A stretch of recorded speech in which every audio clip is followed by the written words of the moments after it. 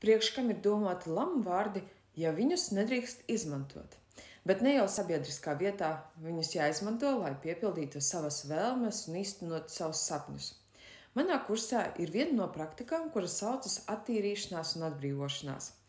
Un tu noteikti esi pamanījusi tad, kad tu izgāzi savas dusmas, vai tas būtu paceļot balsi, vai kaut kā citādi izpaužot savu negatīvo enerģiju, tu jūties pēc tam atvieglots. Un tieši kursā Laimīgas attiecības es dodu vienu no praktikām, tad, kad tev vajag izpaust savu agresiju, savas dusmas negatīvās, pilnībā visu izpaust, un tādā veidā tu sajutīsi un varbūt pat pamanīsi, ka tev būs mīnus 5 kg vai mīnus pat 10 kg no tava svara. Jo negatīvas dusmas tas ir tas, no kā vajag atbrīvoties, lai būtu vieglāk un vienkāršāk īstenot savus sapņus.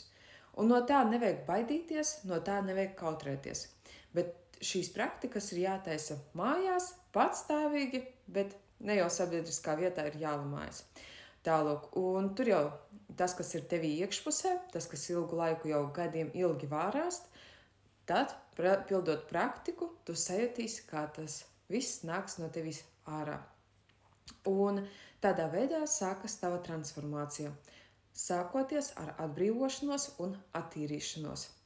Un ja tevi interesē vairāk uzzināt, kā tu vari būt laimīga attiecībās, kā sakārtot attiecības ar kolēģiem, ģimenē savā, kā sakārtot attiecības vispār ar apkārtējiem cilvēkiem, tad rekomendēju tev ieskatīties mājaslapā, kura ir norādīta profila augšgalā, noskatīties video, gūt interesējošo informāciju, un ja tev rodas kādi jautājumi, droši viņus vari uzdot, rakstot man privāti telegramā.